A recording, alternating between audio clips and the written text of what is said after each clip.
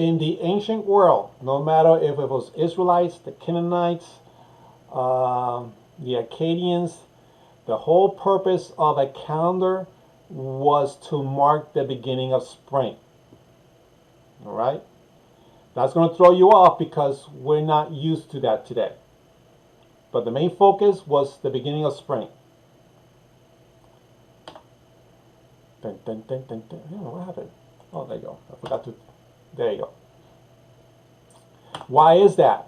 Because technically speaking, if you did not plant the crops or hunting for food, if you do not do that correctly, you could end up cultivating or planting in the wrong season, thus causing starvation and even freeze to death.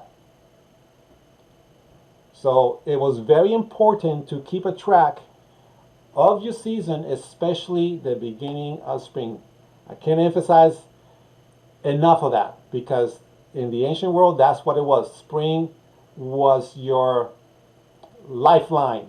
And I don't know for you to say, because that's the time in which you put the plants, the seeds out so they can grow and you can actually harvest your fruits later on.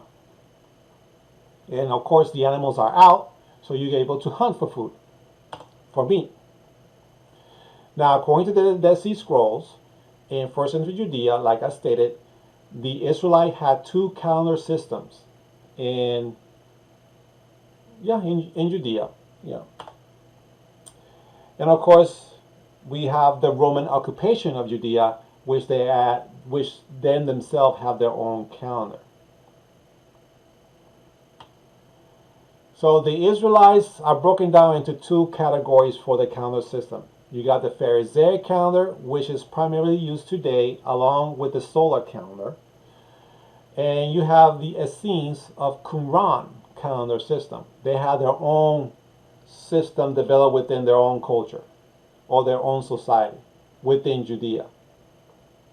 And of course, you got the Roman Catholic, actually not the Roman Catholic, but the Roman calendar system, which is technically for them will be considered Gentile.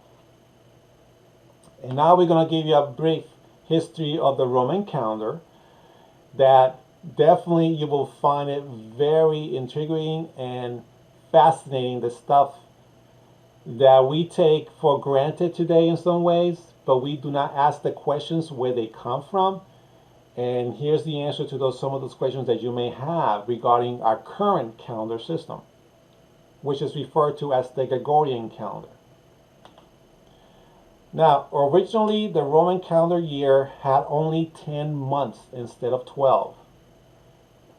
Okay?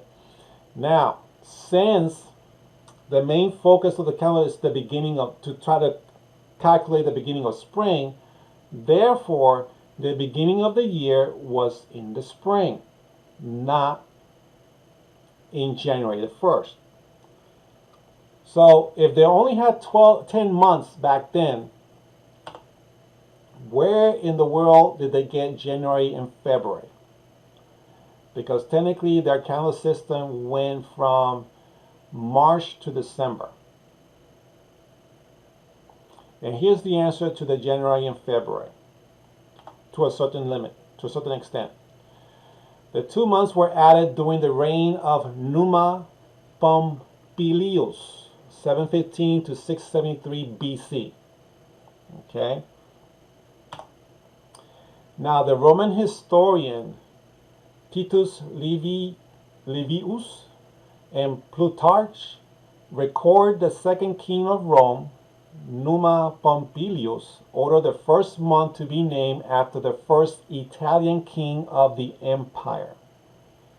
It is also fascinating because although you do not find this historical event in the Bible, but you have this historical event in the book of Jasher. And here it is. Jasher chapter 74 verse 6. And it states, "And in those days died Janeas, king of the children of Hittim," which is technically, that's the word for Rome in the Hebrew. "And they buried him in his temple which he had built for himself in the plain of Canopia, for a residence, and Latinus reign in his stead. I was shocked to find that out. So the name, this is where we get January from the name Janeas. Okay, the Romans got that name and they added January after December.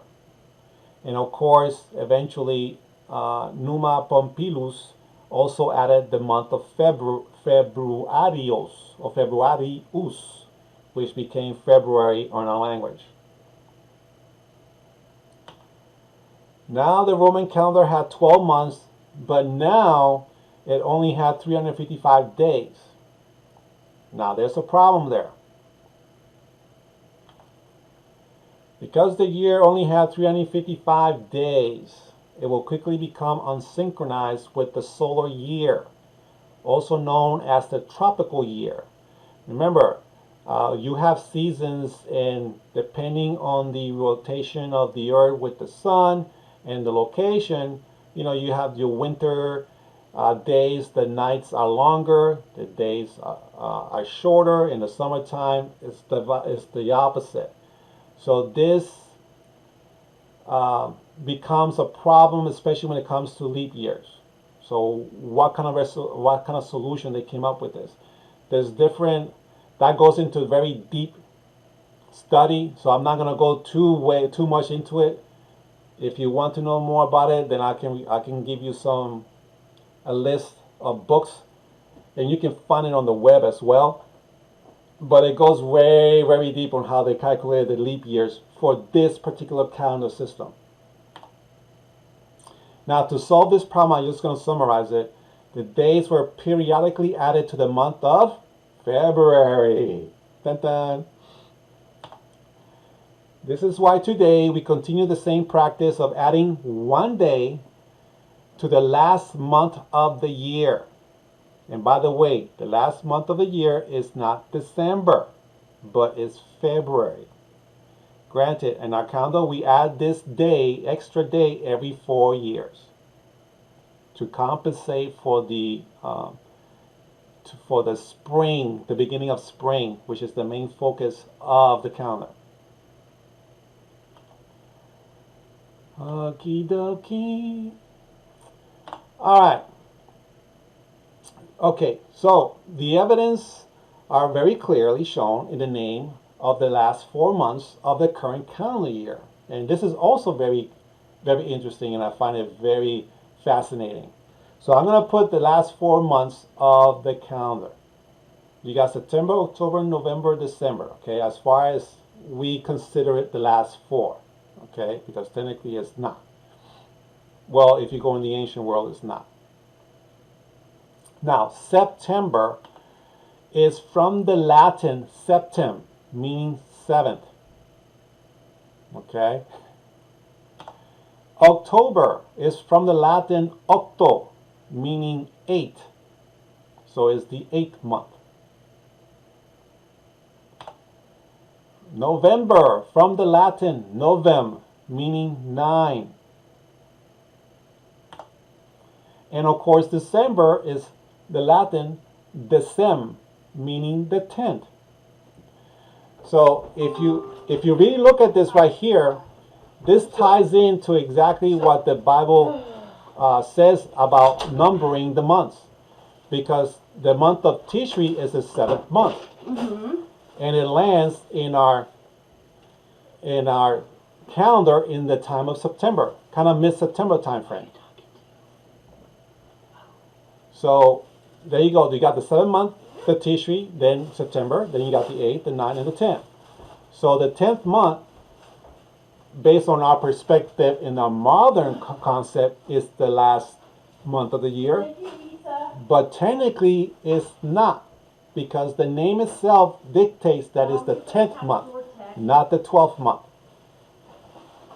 Now, as you can see, January will become the 11th month, and February will become the 12th month, thus closing the calendar year.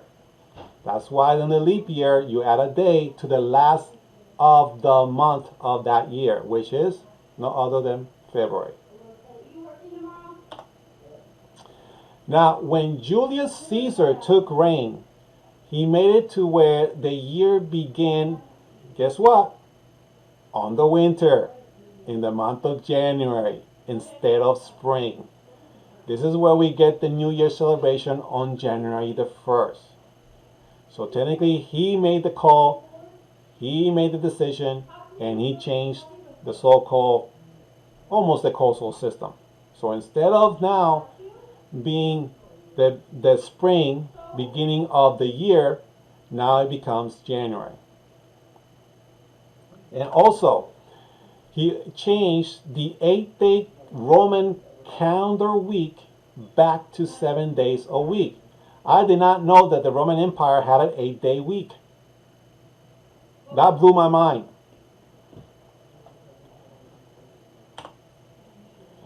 Keep also in mind that the month of July is named after no other than Julius Caesar. And the month of August is named after Augustus Caesar. So technically, as far as the original name for July and August, I do not know at this time. I have to do a little more research. But if he changed it to that specific name, that means they had a different name. Or maybe had a numerical name. I don't know. Now, the Gregorian calendar as we see it today was primarily put together by Julius Caesar in 46 BC. Thus the name, the Julian calendar. Sometimes you hear people saying the Julian calendar, then we got the Gregorian calendar. This is where that term comes from, because technically he put the template in which later on became the Gregorian calendar. Now, it wasn't until the Middle Ages in which Pope Gregory ordered a reformation of the Julian calendar in October 1582 due to some discrepancy calculating the leap year.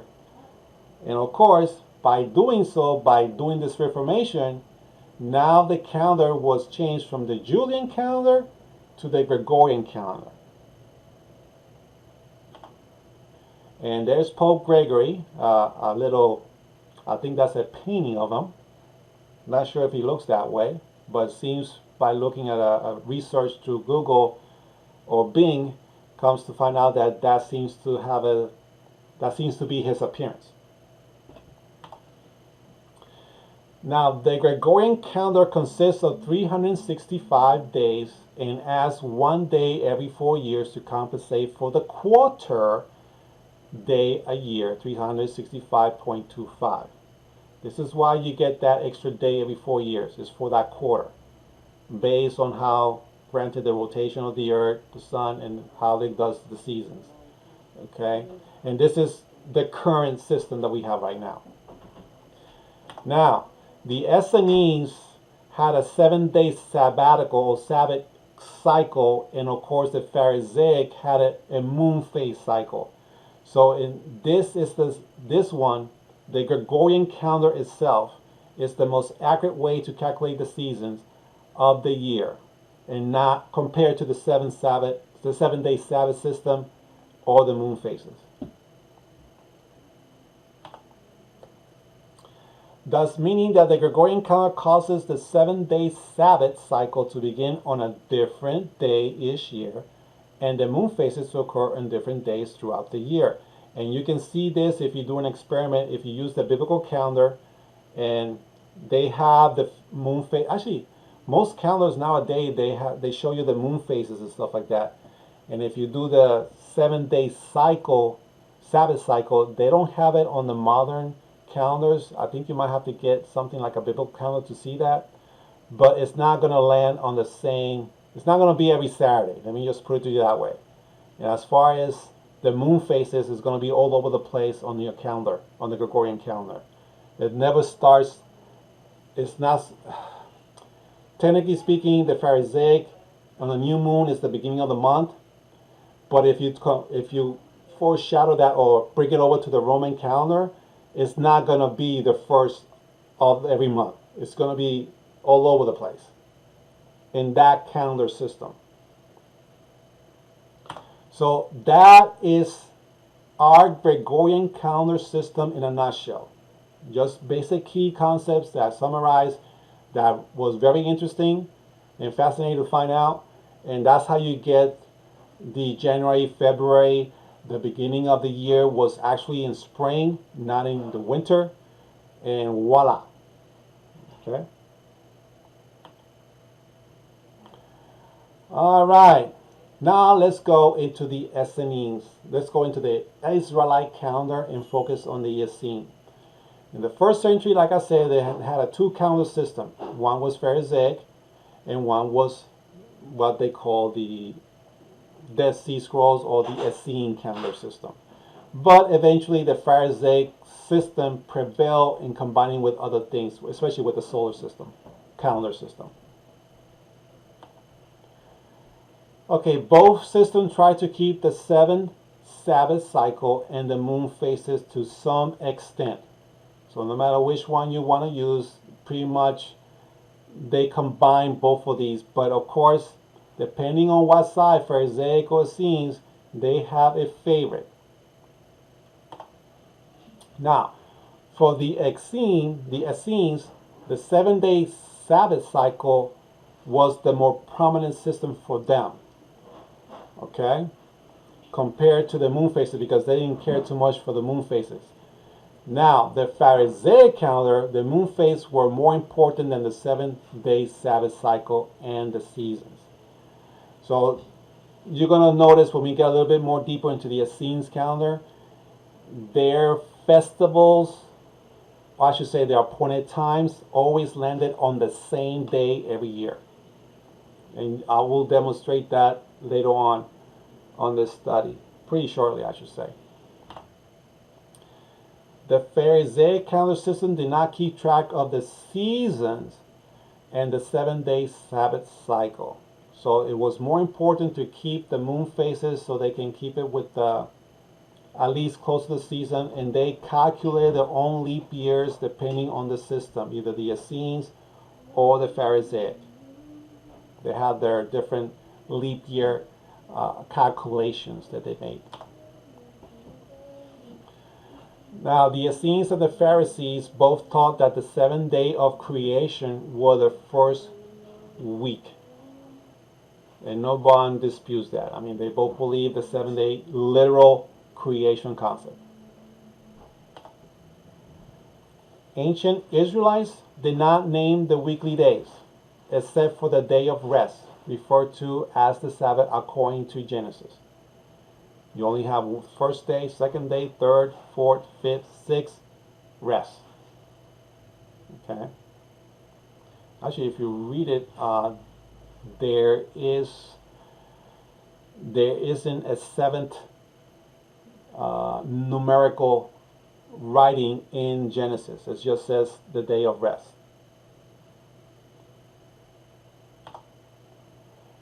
Now, instead, they number their weekly days 1 through 6 and then the Sabbath. I already said that. Just explained that a little bit more detail.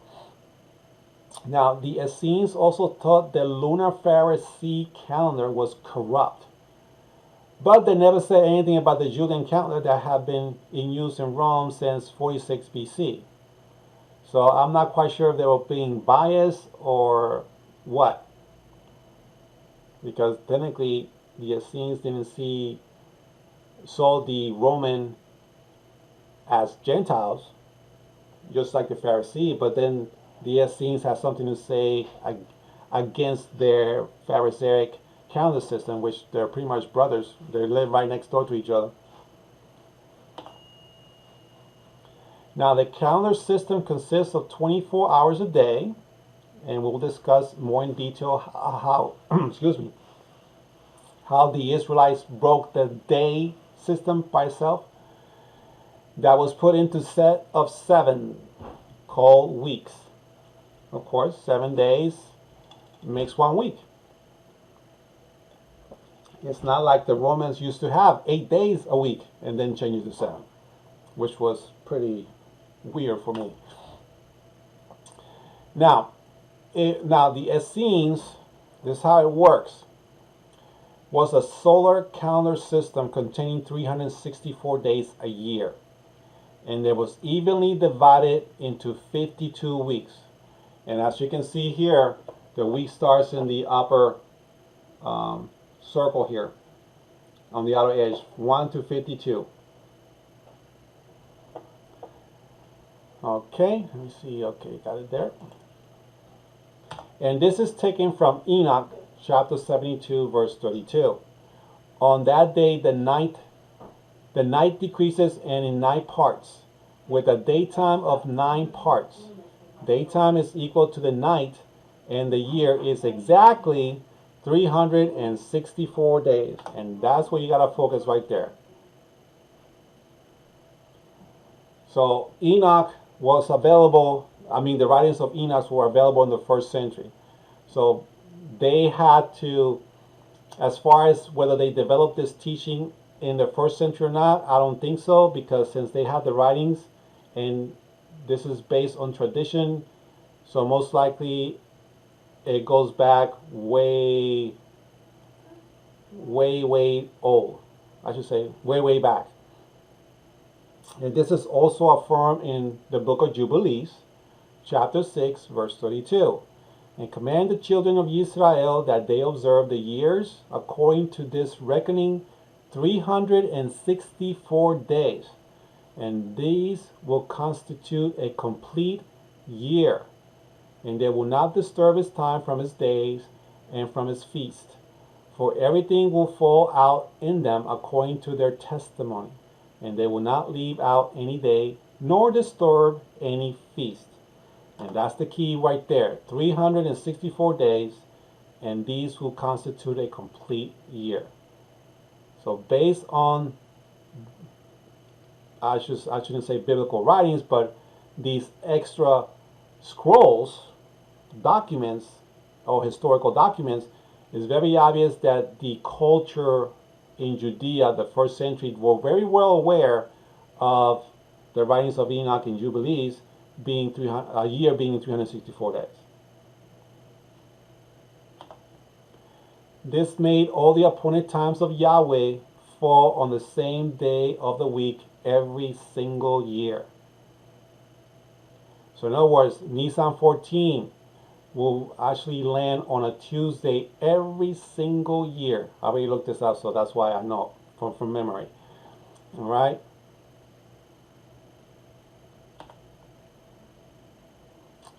All right, let's continue on a little bit more on the Essenes. We covered the weeks, and it's a solar calendar.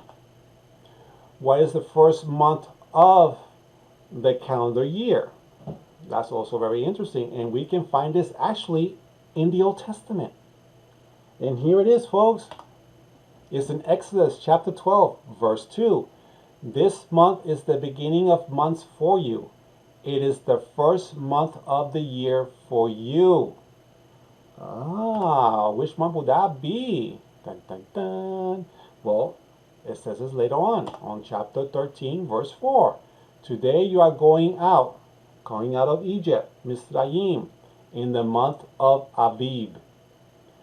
And what is Aviv? Oh, Nisan. There we go. So it's very evident that this spring, or in this case, the month of Aviv or Nisan, was the first month of the year.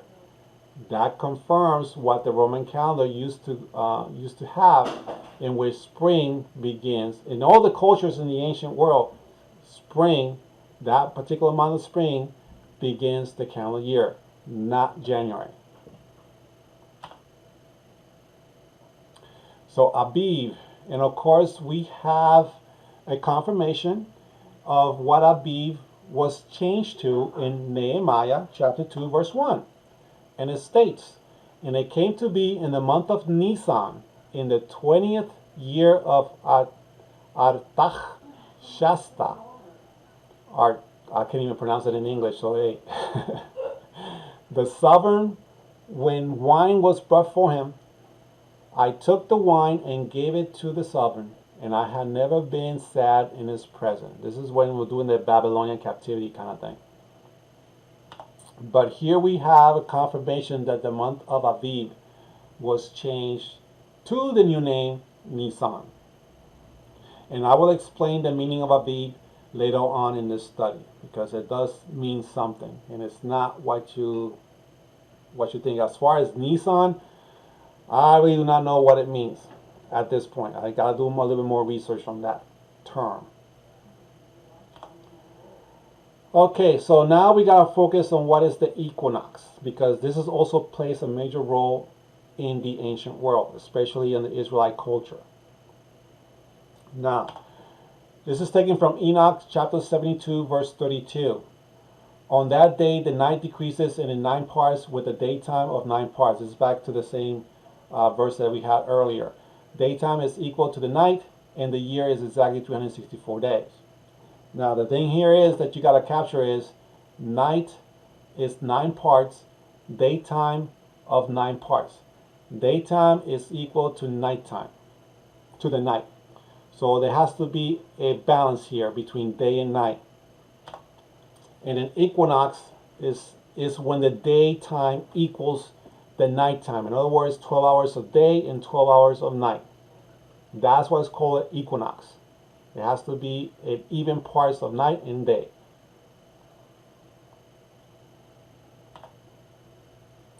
Now, in the American calendar, the spring equinox occurs around March 20 each year, which heralds the beginning of planting.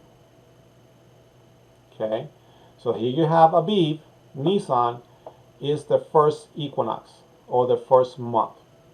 Okay, this the second rim here is the months, and as you can see, you have your spring is 3 months long, the summer is 3 months long, the fall 3 months, and the winter 3 months. Okay, which is pretty much consistent as we have been taught today. Okay, nothing has changed. Now, as far as the equinox is concerned, when day and night are equally 12 hours, only occurs twice a year. There's one time in the spring and one time in the fall, and it's listed right there.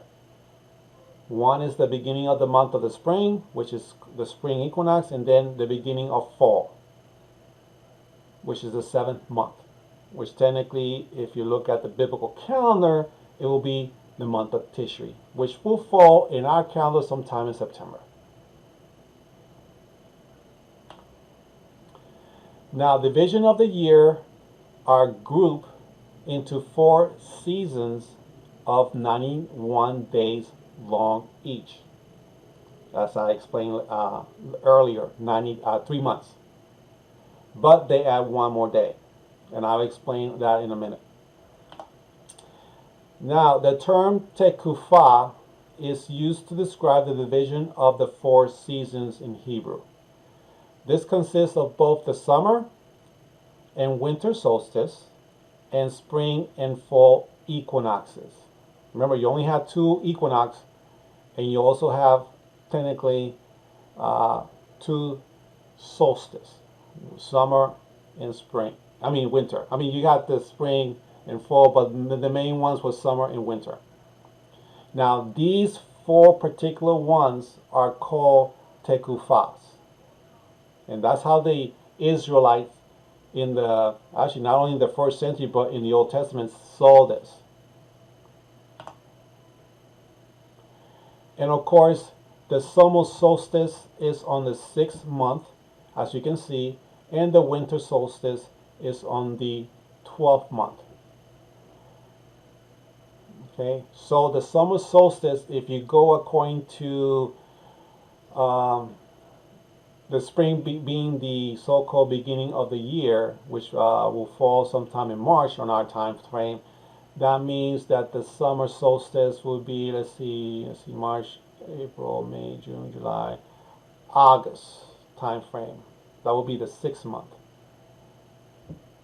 And then the 12th month will be technically February. That will be the winter solstice. Now, if you transfer over to today's calendar, then that will be technically December and June. Yeah.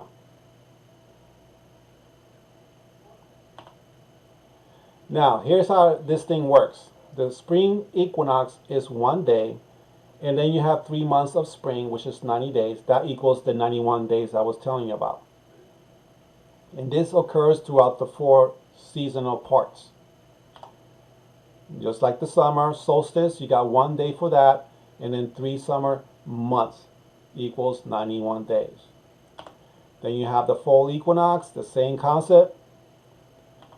And then you have the winter solstice, the same thing, 91 days.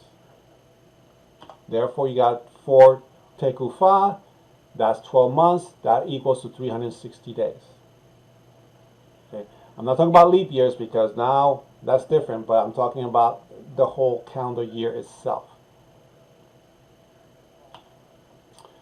All right, let's continue on with the Essenes calendar system.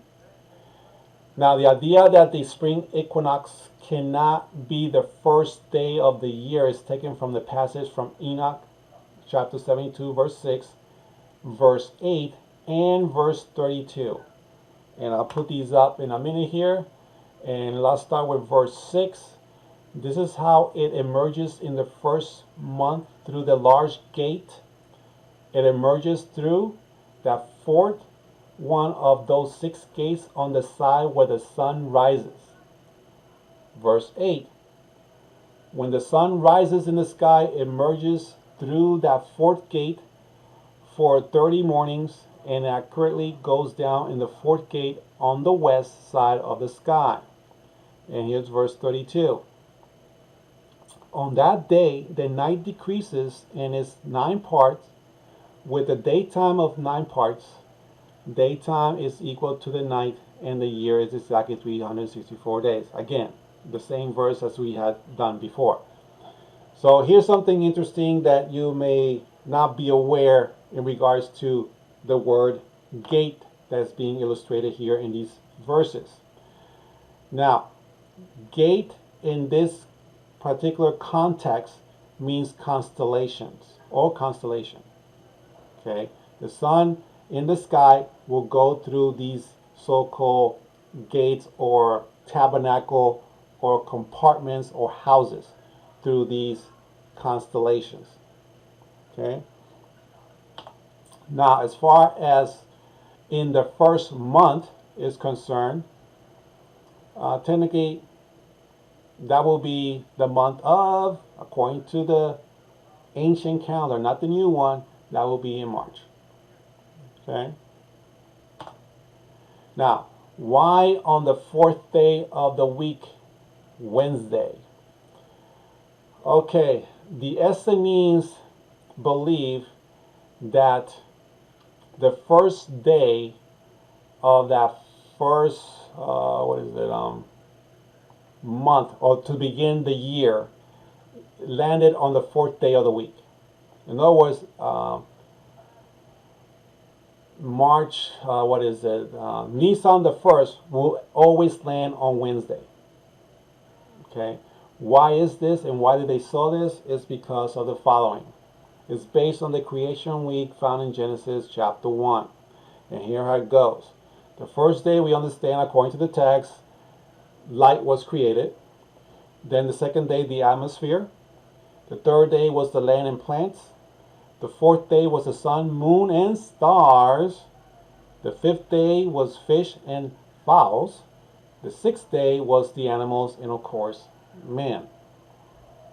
And here's why the 4th day was so important and always landed on Wednesday. Is because Yahweh created the sun, moon, and stars on the 4th day. So based on that system, the calendar year started on the 4th day of the week, which was Wednesday, after the spring equinox. So in other words, since remember, we only have 2 types of equinox, spring and fall, when day and night are the same.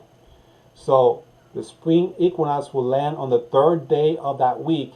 The next day will actually begin the new year, which will be Nisan 1, or Aviv 1, which will be Wednesday. So Wednesday for them was very important, or the 4th day of the week, because according to their system, that begins the spring, and therefore that begins the new year. Don't worry, I will cover their current system that they have, the religious year and the civil year later on. And I'll explain all that stuff, but for right now, focus on this because this is very important. Because today they still celebrate this to some extent.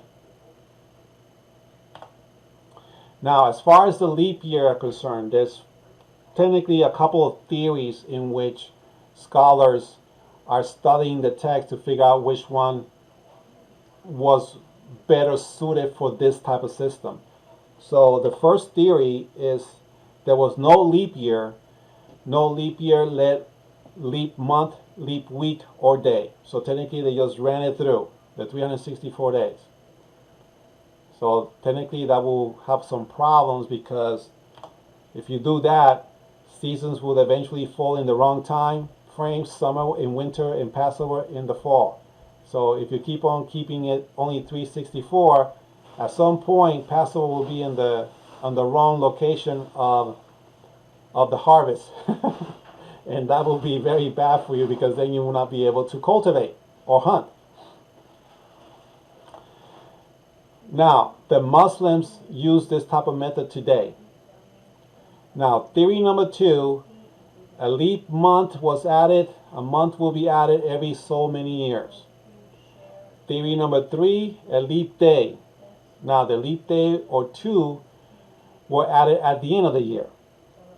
And of course, the last theory that they're considering as well is a leap week based on this system, adding a week every so many years.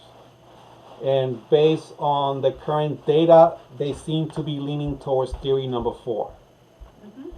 Now, based on this calendar system, if we take their perspective into account, as of today, the year is 5,945 Anno Mundi, which is the year of the world, as of today. So it's a huge difference between the Pharisaic and the Essene calendar system. Okay? All right, now let's go into the Pharisaic. And technically it's based on the moon phases. So here we go. Now in the first century, the Pharisees based the calendar by observation the crescent moon. Okay? This is all pretty much 2 witnesses. The Pharisees' calendar is based on the cycle of the moon. Of course, that's what I said. So here you have it. You got a new moon, full moon, new moon. Now, the beginning of the month is called Rosh Chodesh, meaning head of the month. Rosh meaning the first or the head. And of course, Chodesh is just the month. So that technically is the head of the month. If you want to be literal about it. The beginning of the month begins on the new moon. So it goes from new, full to new. And of course, now you guessed it, if the new moon is the beginning of the month, that means that the full moon is halfway through the month.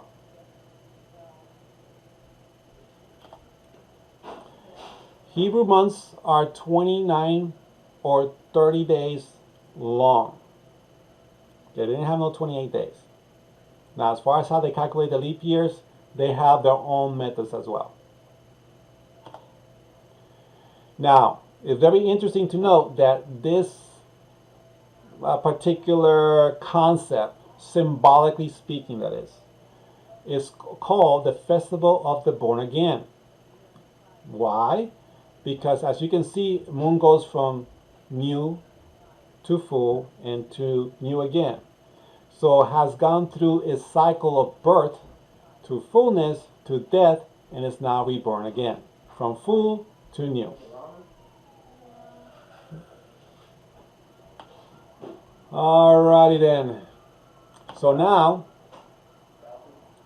Here's something that also is in the Bible, which no one technically pay attention to, or we overlook.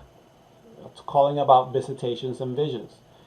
There's a couple of verses in the Bible in which prophets will often receive their visions on the new moon.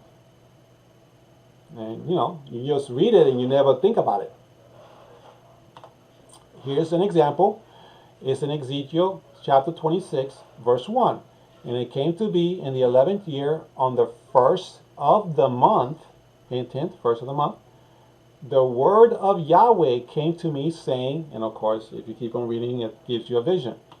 And here's the key, on the first of the month. What's the first of the month? It's the new moon. And here's another one, Ezekiel 29:17. And it came to be in the 27th year, in the first month, on the first day of the month, that the word of Yahweh came to me saying, and it gives you the vision. Key, the first of the month, on the first day of the month. So technically this was Nisan the 1st. Now as far as the first month on the other verse, that will be Nisan if you're going according to that old ancient calendar, but it doesn't say what day of the month it says. Okay? Okay, here's another example. Ezekiel 31 verse 1. And it came to be in the 11th year, in the 3rd month, on the first of the month, the word of Yahweh came to me saying. I think I misspelled that one. I need to check that one again. But here's another one. It's on the first of the month. That's a new moon. Actually, no, the 3rd month on the first of the month. It's a new moon. All right, Haggai, chapter 1, verse 1.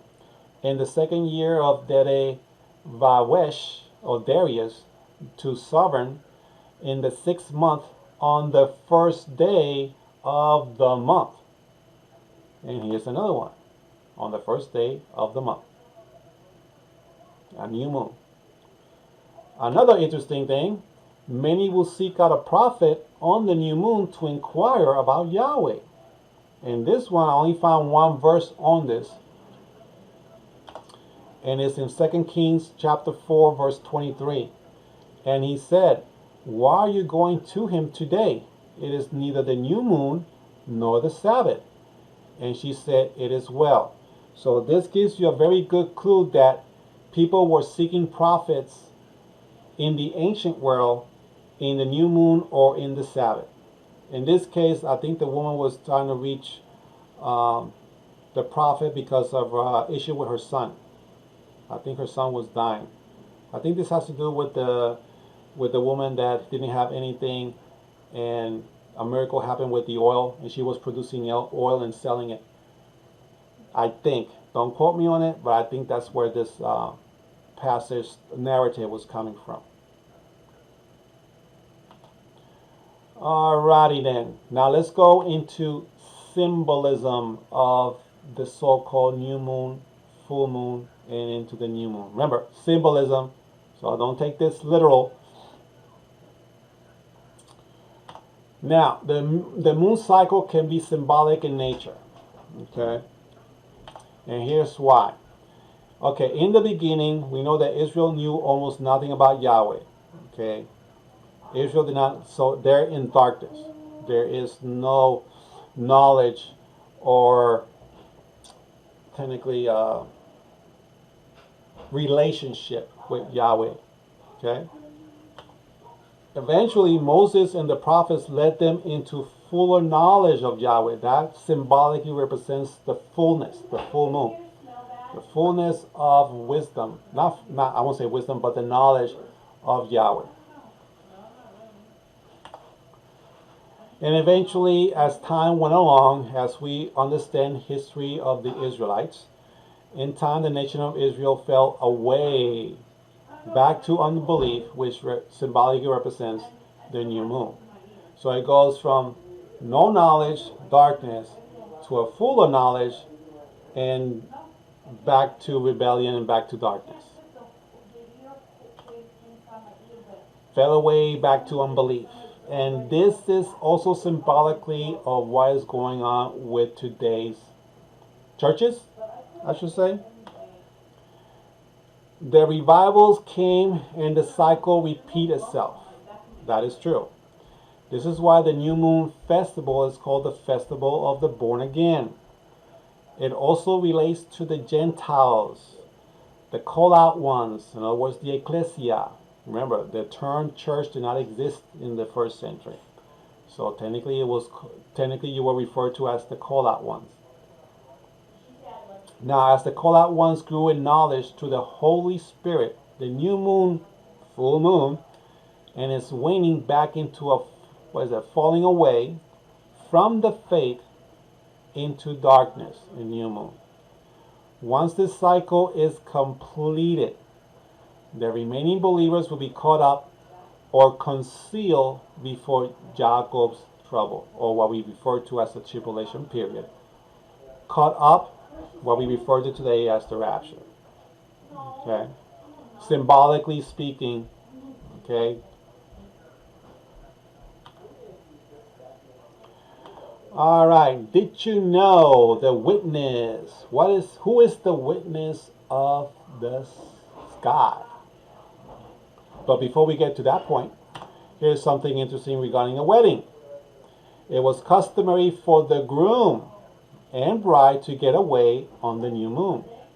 And I will take that and I will save that concept and that study into the wedding, because it gets deeper than just, to say that they're going to go away in the new moon. There's more to it than that. But as far as the witness is concerned, this comes from Psalms chapter 89, verse 34 and 37. I shall not profane my covenant, neither will I change what has gone out from my lips. Once I have sworn by Kodeshah, I have sworn by Kodeshah. I do not lie to David. His seed shall be forever, and his throne as the sun before me. Like the moon, it is established forever, and the witness is in the Shamayim is steadfast. Selah, Psalms 89, 34 to 37. Now, the word Selah, no one knows what that means. So I don't know. You can make assumptions or speculations, but that's all it is. No one knows for sure. Now, as far as the witness in the stars, or in the sky in this case, is no other than the moon. He's the faithful witness in the heaven that Yahweh established. Now, here's an example when it says forever here. The word here is olam. So technically, the moon is not fixed in time because it does rotate around the earth. As far as forever, it just illustrates a set amount of time. Because technically we do not know what's going to happen after the millennial reign. There is an eternal state that's coming, but nobody knows what's that going to be like. I know we're going to be living forever, but as far as environmental conditions are concerned. Okay? All right, we'll stop it there because we have accomplished what we needed to do for today. And next time we'll hit the Masarat, the constellation, and some verses in the Bible that deals with certain scientific things that we know today. I won't get too much into it because I want to save the little information for later.